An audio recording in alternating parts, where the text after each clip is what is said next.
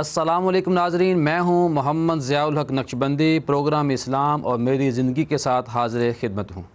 آج ہمارا موضوع بہت ہی اہم ہے، وہ موضوع ہے منصوبہ بندی کا فقدان، یعنی کہ کوئی بھی جب ہم کام کرتے ہیں تو اس کی منصوبہ بندی نہیں کی جاتی۔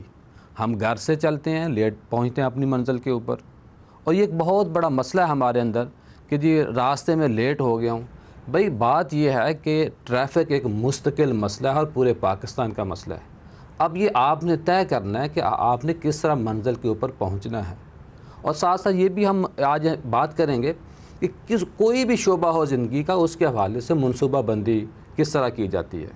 ساتھ آج ہم نے یہ بھی بات کرنی ہے کہ جو ہمارے آبادی ہے پاکستان کی بہت زیادہ بڑھتی جا رہی ہے، وسائل اس طرح نہیں جا رہے، اور نبی پاک صلی اللہ علیہ وآلہ وسلم کا ارشاد بھی ہے کہ اپنی آبادی کو کام رکھو، نئی آبادیاں آباد کرو۔ یہ تھا اس وقت کہنا، اور آج کی آبادی اس دور کی آبادی کا آپ آپس میں موازنہ کریں تو آپ کا ذہن کھل جائے گا کہ نبی پاک صلی اللہ علیہ وآلہ وسلم کی جو زندگی ہے ہمارے لیے کس طرح نمونہ ہے۔ ہمارا آج کا پینل بہت ہی خوبصورت پینل ہے۔ میں سب سے پہلے اپنے جو معزز مہمان ہیں، جو ہمارا پینل ہے، اس کا تعارف کراتا چلوں۔ ہماری بڑی خوش بختی ہے، آج ہمارے ساتھ موجود ہیں حافظ اشتیاق احمد صاحب، آپ وائس چیئرمین ہیں قرآن و سنہ موومنٹ۔ السلام علیکم جی۔ وعلیکم السلام۔ ہمارے دوسرے مہمان، بہت دفعہ پہلے بھی ان کے ساتھ ہم بیٹھتے ہیں، ان کی بات سنتے ہیں، بہت مزہ آتا ہے، جناب علامہ پروفیسر محمد اویس سرور صاحب۔ آپ مترجم ہیں، مصنف ہیں، اور بہت اچھے موضوعات کے اوپر یہ کتابیں لکھتے ہیں۔ السلام علیکم جی۔ وعلیکم السلام ورحمۃ اللہ۔ ہمارے جو تیسرے مہمان ہیں حافظ کاظم رضا صاحب ہیں، آپ شیعہ علماء کونسل کے رہنما ہیں اور بہت اچھے انداز میں بڑی اچھی باتیں بتاتے ہیں۔ السلام علیکم جی۔ وعلیکم السلام۔ ہمارا جو آج گلدستہ ہے، اس گلدستے کا جو چوتھا پھول ہے وہ ہمارے دوست ہیں، بھائی ہیں، حضرت علامہ پروفیسر فاروق احمد سعیدی صاحب۔ آپ ناظم اعلیٰ ہیں جامعہ ناصر العلوم کے۔ السلام علیکم جی۔ وعلیکم السلام ورحمۃ اللہ۔ حضور والا آج کا ہمارا موضوع بہت اہم ہے، اور اشتیاق بھائی میں آپ سے ہی بات کا آغاز کروں گا، کس طرح ہم منصوبہ بندی کریں، اسلام ہمیں کیا کہتا ہے، یہ میرا آج آپ سے سوال ہے جی۔ نحمدہ و نصلی علی رسولہ الکریم۔ اصل میں بات یہ ہے کہ قرآن ایک مکمل ضابطہ حیات ہے، اور ایک ایک زندگی کے معاملے کے بارے میں ہماری رہنمائی کی گئی، اور آپ صلی اللہ علیہ وسلم کی سیرت طیبہ سے بھی ہمیں یہی درس ملتا ہے کہ آپ صلی اللہ علیہ وسلم ہر کام کی ایک مینجمنٹ کیا کرتے تھے۔ آپ غزوہ بدر کو دیکھیں تو اس کی پہلے ساری مینجمنٹ کی گئی کہ اس طرح فلاں اس جگہ پہ کھڑا ہونا ہے، فلاں نے یہ کام کرنا ہے، فلاں نے یہ کام کرنا ہے۔ اس طرح خلفائے راشدین کو آپ دیکھیں تو انہوں نے بھی جو بھی ایک معاملہ طے کیا ہوا تھا تو پہلے اس کی منصوبہ بندی کیا کرتے تھے، اور اس طرح یہ مشیر وغیرہ بھی تھے، اور آپ صلی اللہ علیہ وسلم کا فرمان بھی ہے کہ میرے دو دنیا کے اندر وزیر ہیں، ابو بکر عمر رضی اللہ تعالیٰ عنہما، اور آسمانوں کے بھی میرے دو وزیر ہیں۔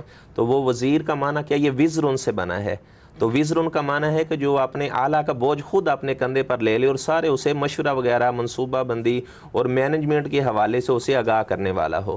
تو اس لیے جو بھی کام چل رہا ہے تو اسلام اس کے بارے میں ہماری بڑی اچھی رہنمائی کرتا ہے کہ ہر معاملے کے اندر ایک آپ منصوبہ بندی کریں۔ مثلاً ہم نے 24 گھنٹے کے اندر کیا کام کرنا ہے، ایک 24 گھنٹے کا ٹائم ٹیبل ہمارے پاس موجود ہونا چاہیے کہ اس وقت میں نے یہ تہجد کا وقت ہے، یہ اشراق کا وقت ہے، اس وقت میں نے پروگرام پر جانا ہے، اور مکمل ایک بچوں کو اتنا وقت دینا، یہ ساری باتیں اسلام ہماری رہنمائی علامہ کرتا صاحب، ہے۔ پلاننگ کے حوالے سے اسلام کیا کہتا ہے، قرآن و سنت کی روشنی میں رہنمائی فرمائیں۔ بسم اللہ الرحمن الرحیم۔ منصوبہ بندی، پلاننگ، جس کو عربی میں تخطیط کہا جاتا ہے، یہ انسانی زندگی کا ایک لازمی خاصہ ہے، اور اس سے کوئی بھی انکار نہیں کر سکتا، اور جو چیزیں انسانی زندگی کا لازمی خاصہ ہوتی ہیں، ظاہر ہے کہ اسلام کے اندر ان کا تصور ہمیشہ سے موجود رہا ہے۔ قرآن مجید کے اندر پلاننگ کا تذکرہ ہمیں جو انتہائی صراحت اور وضاحت سے ملتا ہے وہ سورہ یوسف میں ملتا ہے۔ حضرت یوسف علیہ السلام کے سامنے جب وہ خواب آیا کہ مصر میں آگے قحط سالی آنے والی ہے، پہلے کچھ سال خوشحالی کے ہوں گے، پھر کچھ سال قحط سالی کے ہوں گے، تو یہ خواب کی تعبیر بتانے کے بعد یوسف علیہ السلام نے بادشاہ مصر سے کہا اجعلنی علی خزائن الارض، کہ زمینی پیداوار پہ تم مجھے ناظم مقرر کر دو، انی حفیظ علیم، میں محافظ بھی ہوں اور ان چیزوں کو جاننے والا بھی ہوں۔ پھر حضرت یوسف علیہ السلام نے ایک منصوبہ بندی کی، ایک پلاننگ کی، جس کے تحت زمینوں سے حاصل ہونے والا غلہ محفوظ کیا گیا، اور وہ جو قحط سالی کے سال تھے ان سالوں میں نہ صرف اس غلے سے مصر کی ضروریات پوری کی گئیں، بلکہ آپ جانتے ہیں کہ فلسطین سے بھی جو ان کے بھائی غلہ لینے کے لیے آئے، فلسطین سے اور دوسرے ممالک سے بھی لوگ غلہ لینے مصر آیا کرتے تھے۔ قرآن مجید اس واقعہ کو بیان کرتا ہے، اور بیان کرنے کا مقصد ہمیں یہ بتانا اور سمجھانا ہے کہ زندگی کے اندر اگر منصوبہ بندی ہو، اگر ہم درست سمت میں اپنے وسائل کو استعمال کریں تو بڑی سے بڑی مشکلات بھی آسانی کے ساتھ حل کی جا سکتی ہیں۔ اور پھر حضور اقدس صلی اللہ تعالی علیہ وسلم کی سیرت طیبہ میں ایسی بے شمار مثالیں ملتی ہیں کہ اقتصادی منصوبہ بندی، عسکری منصوبہ بندی، زندگی کے دوسرے شعبوں کے اندر آپ علیہ السلام کی پلاننگ اور منصوبہ بندی کی بے شمار مثالیں ہمیں ملتی ہیں۔ ماشاءاللہ ماشاءاللہ۔ علامہ صاحب، سیرت نبی صلی اللہ علیہ وآلہ وسلم کی روشنی میں اس موضوع کے حوالے سے رہنمائی فرمائیں۔ اعوذ باللہ من الشیطان الرجیم، بسم اللہ الرحمن الرحیم۔ اسلام اور میری زندگی کے موضوع پر جیو میں سلسلہ جاری ہے، ماہ مبارک ہے۔ اسلام مکمل طور پہ انسان کی زندگی کا ضابطۂ حیات ہے، بے شک فطرت کے مطابق ہے، اصولوں کے مطابق ہے، انسانی زندگی کے مطابق ہے۔ ہم اگر اسلامی اصولوں کو سردار کائنات ختمی مرتبت محمد مصطفیٰ صلی اللہ علیہ وآلہ وسلم کے اسوہ حسنہ کو اپنانے کی کوشش کریں، ان کے فرامین کے مطابق زندگی گزارنے کی کوشش کریں تو ہماری زندگی میں آسانیاں ہی آسانیاں ہوں گی۔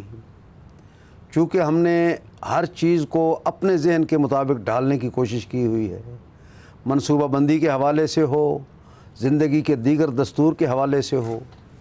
یقین جانیے جب تک ہم قرآن اور وارثان قرآن سے ربط رکھ کر اس چیز کو، زندگی کو جو ہمارے لیے ضابطۂ حیات ہے، اس کی طرف توجہ نہیں کریں گے تو ہماری زندگی پریشانی ہی بہتر نہیں ہو پریشانی سکتی۔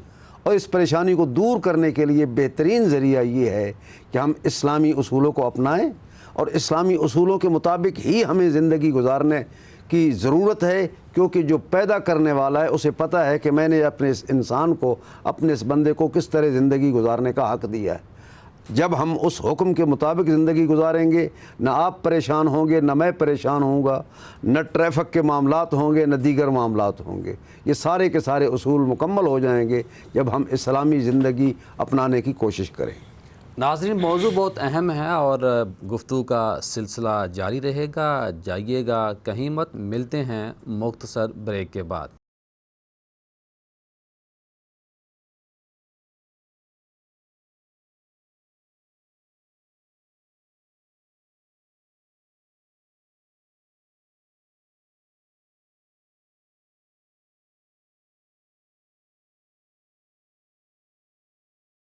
السلام علیکم ناظرین، دوبارہ ہم حاضر خدمت ہیں۔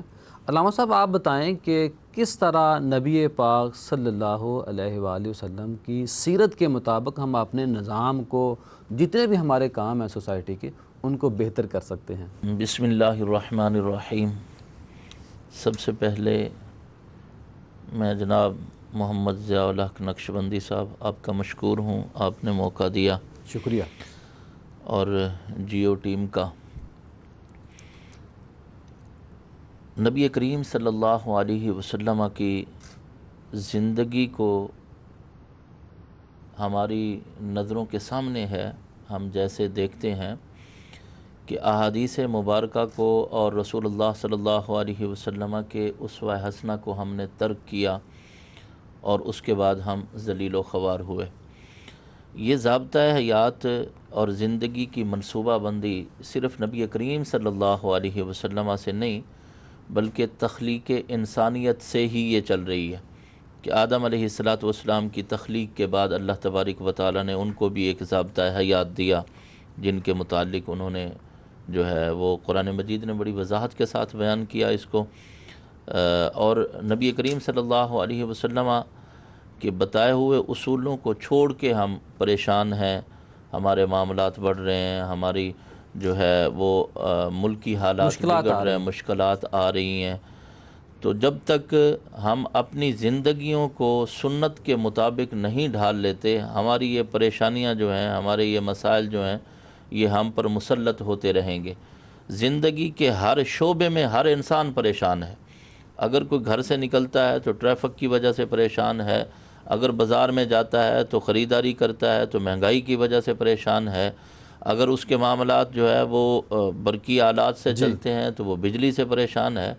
ان سب پریشانیوں کا حل ایک ہی ہے کہ نبی کریم صلی اللہ علیہ وسلم کے ان اصولوں کو اپنے اوپر نافذ کیا جائے، اور ہمارے اس پیارے ملک پاکستان کو جو ہے، ہمارے ملک پاکستان کو نبی کریم صلی اللہ علیہ وسلم کے بتائے ہوئے اصولوں کے مطابق چلانے کی کوشش کی جائے، تو انشاءاللہ ہم ان پریشانیوں سے نجات پا سکتے ہیں۔ علامہ صاحب یہ بتائیں کہ منصوبہ بندی نہ کیے بغیر جو ہمارے نقصانات ہو رہے ہیں، اس کی شریعت کی روشنی میں رہنمائی فرمائیں۔ اصل میں بات یہ ہے، کوئی بھی کام اگر آپ نے کرنا ہے، اس کا پہلے پلان نہ کیا جائے، منصوبہ بندی نہ کی جائے، تو اس میں خرابیاں ہی خرابیاں جنم لیتی ہیں۔ مثلا اس کی مثال آپ کوئی بھی نارمل لے لیں، مثلا آپ کی مسجد کے اندر رات کو لوگ تراویح پڑھنے کے لیے آتے ہیں، اگر آپ اس کی ایک پلاننگ نہیں کریں گے پہلے سے ہی، مثلا اب جو ہمارا ادارہ دیکھنا پڑتا ہے اے بی سی، یہ مکمل دیکھنا پڑتا ہے۔ مثلا ہمارا ادارہ بیت العتیق ہے، تو اس کے اندر کثرت سے لوگ تراویح کی نماز کے لیے آتے ہیں، تو اس کے لیے ہمیں ایک ماہ سے پہلے ایک منصوبہ بندی ہم شروع کر دیتے ہیں کہ کس قاری صاحب نے آ کر نماز آپ پڑھانی ہے۔ نظام وہاں بناتے ہیں تو اسی لیے لوگ آپ کے پاس آتے ہیں، اس لیے لوگ آتے اگر ہیں، آپ نہیں کریں گے، لوگوں کے سہولیات کا خیال نہیں رکھیں گے، لوگ بھی نہیں آئیں گے۔ تو اس لیے جو مینجمنٹ ہر حوالے کے اندر اس کا بہت زیادہ فائدہ ہے۔ مثلا کسی بندے کو مقرر کر دینا کہ آپ کی یہ ذمہ داری ہے، آپ کی یہ ذمہ داری ہے، اور یہ ساری ہمیں مثالیں آپ صلی اللہ علیہ وسلم کی زندگی سے ملتی ہیں۔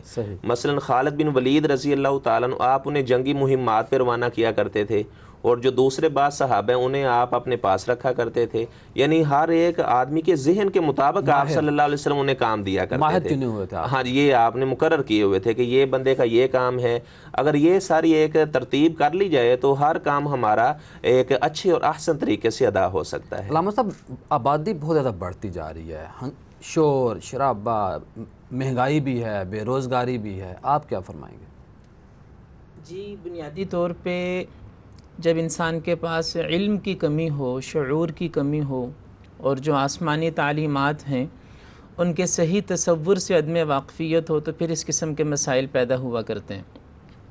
ہمارا سب سے بڑا مسئلہ یہی ہے کہ ہمارے معاشرے میں علم کی کمی ہے، شعور کا فقدان ہے، اور اسلامی تعلیمات، آسمانی تعلیمات، ان سے ہم جو اس کی حقیقی روح ہے اس سے دور چلے گئے ہیں۔ ہم یہ سمجھتے ہیں کہ بس سارے نظام کو جیسے چلتا ہے چلنے دیا جائے، بس جو اللہ کا فیصلہ ہے، بنتے جا رہے ہیں، آگ لگتی ہے، مشینری ہمارے ساتھ موجود نہیں ہوتی، یعنی ہم نے اپنی کوتاہی کی وجہ سے ہر چیز کو قدرت پہ چھوڑا ہوا ہے۔ حالانکہ اسلام ہمیں یہ سکھاتا ہے کہ اللہ نے آپ کو عقل دی ہے، ذہن دیا ہے، سوچ دی ہے، آپ اس کو استعمال کریں۔ ایک صاحب نبی پاک صلی اللہ علیہ وسلم کی خدمت میں حاضر ہوئے اور اپنی سواری کو نہیں باندھا۔ ان سے آپ نے پوچھا کہ تم نے سواری کو کیوں نہیں باندھا؟ تو انہوں نے کہا کہ میں نے اللہ پہ توکل کیا۔ تو رسول پاک صلی اللہ علیہ وسلم نے ان سے یہ فرمایا کہ اس کو باندھو اور پھر اللہ پہ توکل کرو، یعنی اسباب اختیار کرو، وسائل اختیار کرو، اپنی عقل و دانست کو استعمال کرو، پھر اس کے بعد اللہ سے دعا مانگو کہ یا اللہ میرے بس میں یہ تھا، میں نے منصوبہ بندی کی، میں نے اپنے اسباب اختیار کیے، وسائل استعمال کیے، اب یا اللہ میں تجھ سے دعا کرتا ہوں کہ تو میرے معاملات میں خیر و برکت ڈال دے۔ تو زندگی ایسے گزارنی چاہیے کہ ہم پوری ایک پلاننگ کریں، زندگی کا ایک نظم بنائیں، پھر اس کے بعد اللہ سے بھی دعا مانگیں۔ جی ٹھیک۔ علامہ صاحب یہ بتائیں، خاندانی جو منصوبہ بندی ہے اس کی کیا اہمیت ہے اسلام کے اندر؟ بچے پیدا کرتے جائیں، معیار زیادہ اہم ہے یا تعداد زیادہ اہم ہے؟ خالق کائنات نے انسان کو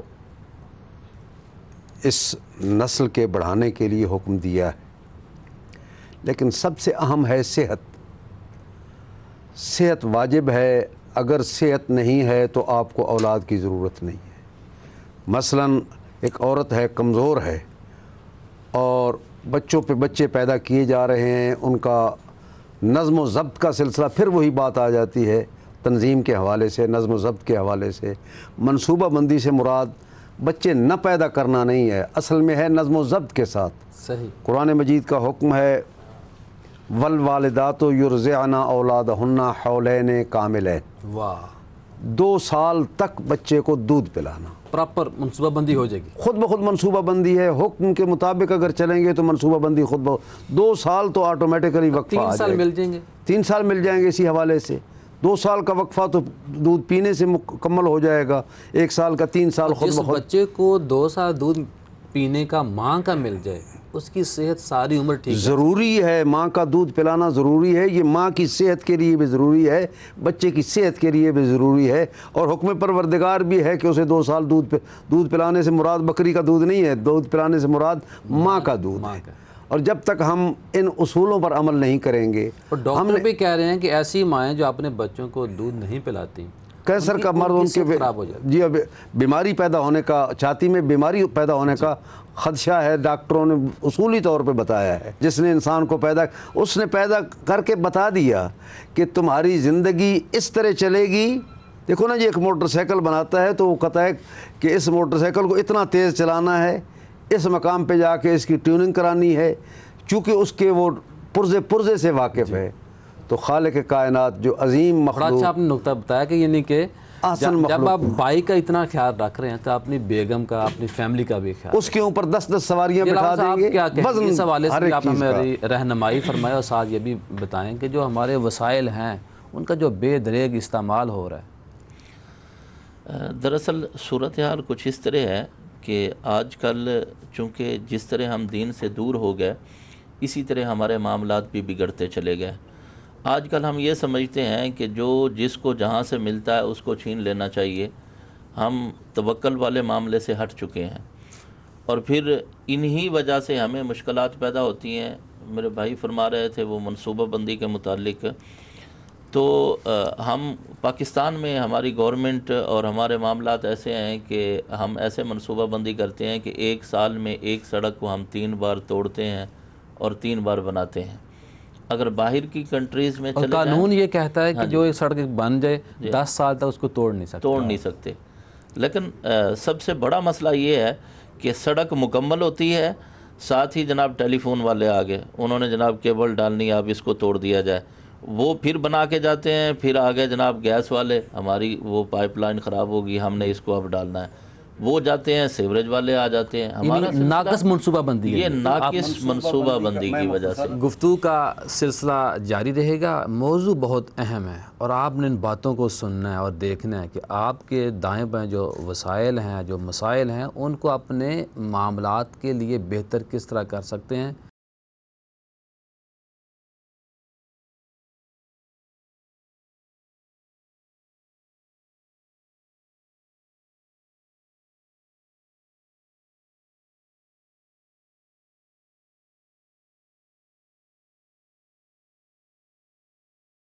ناظرین، آج کا ہمارا موضوع ہے منصوبہ بندی کا فقدان۔ ہمارے جو معاملات ہیں ان معاملات کے حوالے سے ہم منصوبہ بندی کیوں نہیں کرتے؟ علامہ صاحب، ہم دیکھتے ہیں کہ جو پلازوں کے پلازے بن رہے ہیں، بلڈنگ کھڑی ہو رہی ہیں، اور زرعی رقبہ جو ختم ہوتا جا رہا ہے، شہر کوئی جو بڑے شہر ہیں ان کی تو لمٹ کوئی نہیں رہی۔ آپ کیا کہیں گے اس حوالے سے؟ اب ظاہری بات ہے، اگر آبادی بڑھے گی تو لوگوں نے ریزیڈنس وغیرہ بھی تو رکھنی ہے، رہائش بھی، تو پلازے بنیں گے یا دوسرے رہنے کے لیے۔ اب بعض ایسے مکانات ہیں کہ ایک پلازہ بنا ہے اور اس کے اندر ہزاروں تعداد میں لوگ ٹھہرے ہوئے ہیں۔ تو اصل میں بات یہ ہے کہ اب ظاہری بات ہے کہ جو زرعی پیداوار ہے تو وہاں بھی سسٹم کو چلانا ہے۔ آبادی اگر بڑھے گی تو اس کو بھی ہم نے ایک مناسب طریقے سے اس کا مینجمنٹ کرنا ہے۔ تو اس حوالے سے یہی بات کہی جا سکتی ہے کہ پھر اس میں یہی بات آئے گی کہ آبادی جو ہماری بڑھ رہی ہے تو اس طرح ہمارے جو اوپر والا طبقہ ہے اسے چاہیے کہ اسی طرح وسائل کو بھی تلاش کیا جائے، تو اس وسائل کو بروئے کار لاتے ہوئے جناب لوگوں کو رہائشیں وغیرہ دی جائیں، اس طرح لوگوں کے ساتھ یہ سارے معاملات کیے جائیں، تو یہ ہمارا جو اوپر والا طبقہ ہے تو انہیں چاہیے کہ وہ اس سارے یعنی منصوبے کو ایک اچھا پلان دیں، اس کے لیے ایک ٹیم تشکیل دی جائے اور وہ جناب ایک سارا پلان کریں کہ کہاں اس کا کہاں۔ آپ کا مراد صرف یہ حکمران طبقہ ہے؟ دیکھیں ساری چیزیں ہم حکمرانوں کے کھاتے میں نہیں ڈال نہیں، ہم سارے مل کر یہ سارے کام کریں گے، لیکن اوپر سے جو وسائل ہیں جو دیکھیں ہمارے میرا پاس میں گھر نہیں ہے، اگر میرا گھر 3 مرلے کا بن رہا ہے یا 5 مرلے 10 مرلے یا کنال کا یا 10 کنال کا، جی جی اگر ہم یہ طے کر لیں کہ فی مرلے کے حساب سے اگر ہم اپنے گھر میں ایک درخت کا پودا لگا لیں تو ہمارا نظام جو ہے، ہمارا جو ماحول ہے وہ اچھا ہو سکتا ہے۔ علامہ صاحب آپ کیا فرمائیں گے، نئی جو آبادیاں ہیں وہ کیوں زیادہ ضروری ہیں اس وقت پاکستان کے اندر؟ جی اگر تو ہم یہ سوچیں نا کہ جی ہر انسان کی رہائش کا انتظام کرنا ہے اور اس کے لیے آبادی کو پھیلاتے چلے جائیں، رہائش گاہوں کو پھیلاتے چلے جائیں، تو پھر ایک وقت تو آئے گا کہ ظاہر ہے کہ زمین پہ تو انسانوں کے رہنے کی جگہ نہیں رہے گی۔ اس لیے وسائل کا صحیح استعمال اس کا طریقہ کار ہے۔ میں آپ کو ایک مثال دیتا ہوں کہ اب میرا بلوچستان جانا ہوا ایک مرتبہ، اور 3.5 گھنٹے ہماری ٹرین چلتی رہی اور کوئی انسان، کوئی آبادی، کوئی علاقہ ہمیں نظر نہیں آیا، سارے کا سارا خالی پڑا ہے۔ اسی طرح ہم پنجاب میں دیکھیں، سندھ میں دیکھیں، خیبر پختونخوا نہیں دیکھیں بڑی اچھی بات آپ نے، اگر وہ اس علاقے کو ہم سہولیت دے دیں وہ بھی لاہور بن سکتا ہے، وہ بھی پشاور بن سکتا ہے، وہ بھی کوئٹہ جیسا شہر بن سکتا ہے۔ یعنی یہ منصوبہ بندی کا فقدان ہے کہ اب لاہور پھیل رہا ہے، کراچی پھیل رہا ہے، جو بڑے شہر ہیں وہ تو پھیلتے جا رہے ہیں، زرعی زمینیں ختم ہو جرائم گئی، بڑھ جاتے ہیں بہت زیادہ، ان کو کنٹرول کرنا مشکل ہو جاتا ہے۔ اور جبکہ پاکستان کے اندر ہی رقبوں کے رقبے ہیں، علاقوں کے علاقے ہیں جو خالی پڑے ہیں، ان یہ جو کو بنجر زمینیں پڑی ہوئی ہیں پاکستان کے اندر وہاں آبادی آباد کریں۔ ہاں جی۔ اور دوسری بات خاندانی منصوبہ بندی کے حوالے سے بات ہوئی، میں اس میں ایک نقطہ عرض کرنا چاہوں گا کہ آبادی کا بڑھنا اور بغیر ترتیب کے بڑھنا، بغیر تربیت کے بڑھنا، بغیر تعلیم کے بڑھنا، یہ اسلامی طریقہ زندگی نہیں ہے۔ ماشاءاللہ اسلام اگر آبادی کے بڑھنے کی بات کرتا ہے تو ساتھ تربیت کی شرط لگاتا ہے، تعلیم کی شرط لگاتا ہے، ترتیب کی شرط لگاتا ہے۔ جیسے علامہ صاحب نے شرط تو فرمایا بڑی کہ خوبصورت ہے کہ 2 سال مائیں اپنے بچوں کو دودھ پلائیں۔ جی بالکل، یہ وقفہ خود صحت بخود کی ہی شرط۔ قرآن میں ہے۔ جو دنیا میں آ چکا ہے اہمیت اس کی زیادہ ہے، جو ابھی نہیں آیا اس کی نہیں۔ ہمیں ان کی فکر ہم پہلے اگر ہم کر لیں کہ یہ ہم نے اچھا سکول دے دیا، اچھے ہم نے یونیفارم دے دیا، اچھا ہم نے اس کو تربیت دے دی، اچھا ان کا جو رہن سہن ہے وہ ماحول دے دیا، تو بچے زیادہ پیدا کریں، ہمیں اس میں کوئی حرج نہیں۔ جی آپ کچھ جی دراصل قبلہ نقش بندی صاحب، جس نفس نے دنیا میں آنا ہے اس کو کوئی روک نہیں سکتا۔ بے شک بے شک، وہ جتنی بھی ہم منصوبہ بندیاں کر لیں، جو ارواحیں اللہ تبارک و تعالیٰ نے پیدا فرما دی ہیں بے شک، وہ آ کر رہیں گی۔ دراصل مسئلہ ہمارا یہ ہے کہ ہم یہاں پہ منصوبہ بندی کریں صحیح، کہ ہم ان کی تربیت کس طرح کرتے ہیں۔ اب دیکھیں نا جی، ایک شخص ایک گھر میں رہتا ہے اور وہ جو ہے وہ 200 کنال کا گھر ہے، وہ ایک بندہ رہ رہا ہے، ایک گھر ہے، اس میں چند بچے ہیں اس کے 2 4 5، تو وہ 100 کنال یا 200 کنال کا گھر ہے، تو اس کو ہم کم کریں کہ یار جتنی ضرورت ہے ٹھیک ہے۔ اس کے مطابق ہم گھر بنائیں، اور پھر ہم بے جا جو ہم یہ آپ آج کا کل کہنے کا مطلب ہماری یہ ہے کہ housing جو scheme ہے، وسائل کی مساوی تقسیم ہے اس کو ہم جو ہے لیول پہ دوسرا لائیں۔ یہ بھی تو ہو سکتا ہے نا، وہ جو خاندان ہے اس کے دادا کو پردادا کو دیکھیں، ایک تو مالدار ہوں گے ٹھیک ہے، دوسرا یہ بھی ہو سکتا ہے انہوں نے شروع سے ہی ان کے خاندان والوں نے بچے ہی کم پیدا کیے ہوں، اس کے حصے میں زیادہ چیزیں آ رہی ہیں، اس لیے اس کے خاندان کے اندر خوشحالی زیادہ ممکن ہو۔ میرا اگلا سوال یہ ہے آپ سے، جو عسکری ہے منصوبہ بندی، یعنی کہ ہم نے تو صرف خاندانی منصوبہ بندی کی بات نہیں کرنی آج ہم نے، جو عسکری ہے جو ملک کے نظام کے دفاع کے لیے کام کرنا، اس کی کیا اہمیت ہے اسلام میں؟ اس کی سب سے زیادہ اہمیت ہے۔ اگر حفاظت کا سلسلہ قائم ہو تو آپ نماز بھی سکون سے پڑھ سکتے ہیں، آپ قرآن کی تلاوت بھی سکون سے کر سکتے ہیں، آپ گھریلو شادی دیگر معاملات بھی سکون سے کر سکتے ہیں۔ اب جو سلسلہ ہوا ہے یہ رد الفساد ہے اور دیگر معاملات ہیں، ہم اپریشیٹ کرتے ہیں کہ یہ بھی حفاظت کا ایک ذریعہ ہے۔ اچھی بات، ملک کی حفاظت جس طرح جو لوگ بے لگام ہوئے تھے ان کو کنٹرول کیا، اب یہ منصوبہ بندی بیرون ملک کے حوالے سے زیادہ تر تو ہم منصوبہ بندی اس حوالے سے کرتے ہیں کہ ہم پر کون راضی ہو رہا ہے، ہم امریکہ کو راضی کرنے کی کوشش کرتے ہیں، اللہ کو راضی کریں تو منصوبہ بندی اور زیادہ بہتر انداز میں ہو سکتی ہے۔ جی علامہ صاحب آپ کچھ کہنا چاہ رہے تھے؟ جی میں کہہ رہا تھا کہ ہمارے جو معاشرے کے اندر آپ دیکھتے ہیں بے جا ہاؤسنگ سوسائٹیاں بنی ہیں، یعنی آپ دیہاتوں میں چلے جائیں وہاں پہ بھی آپ کو ہاؤسنگ سوسائٹیاں نظر آئیں گی۔ اگر ایسا ہی سلسلہ رہا تو ہماری خوراک کا جو بندوبست ہے وہ تو پاکستان کی معیشت کا تقریباً 75% زراعت پر ہی ہے۔ اگر ہم زراعت کو ترک کرتے ہیں اور ساری ہاؤسنگ سوسائٹیاں بناتے ہیں تو پھر ہمارے لیے بہت زیادہ مشکلات پیدا ہوں گی۔ اس لیے موجودہ گورنمنٹ کو چاہیے کہ وہ کسانوں کو زیادہ سے زیادہ ریلیف دے۔ زرعی ملک ہے ہمارا، زرعی ملک ہے ہمارا، جہاں پر میں اس بات کی تائید کرتا ہوں آپ کی باتوں کی، تو اس چیز میں بھی زیادہ سے زیادہ جو ہے وہ منصوبہ بندی کی بریڈ کا ضرورت ہے۔ تعلق بھی پھر زراعت علامہ سے صاحب یہ جو جی انہی کی بات کو میں تھوڑا سا آگے بڑھاؤں گا۔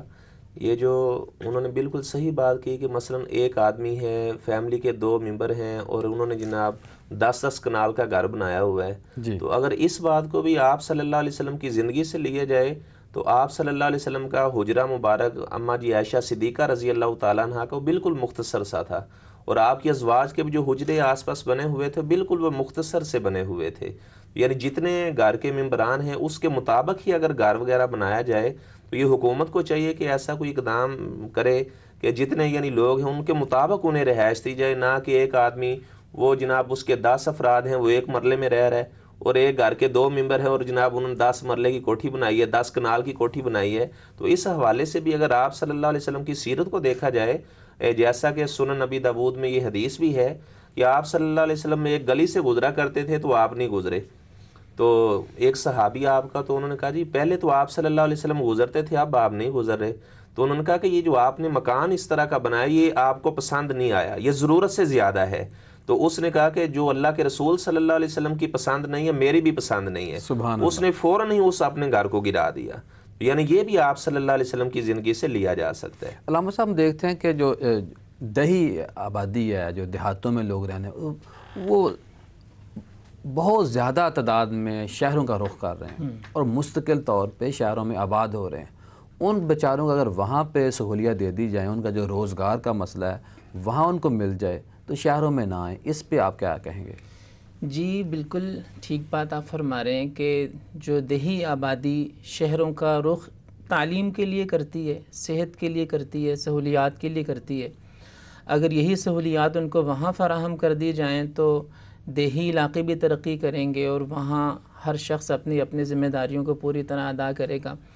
بنیادی طور پہ جو بات سمجھنے کی ہے وہ یہ کہ اس دنیا کی زندگی کی بھی اہمیت ہے۔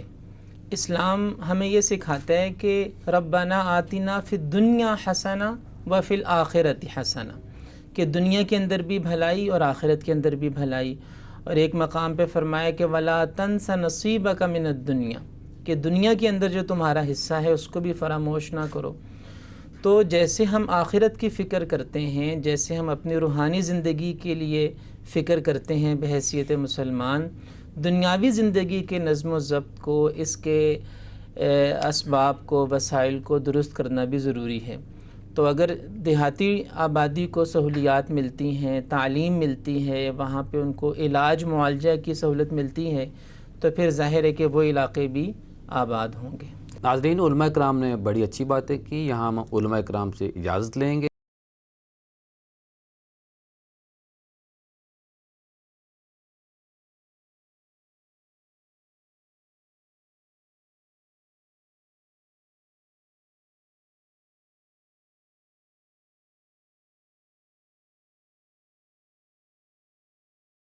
ناظرین، آج ہمارا موضوع تھا منصوبہ بندی کا فقدان۔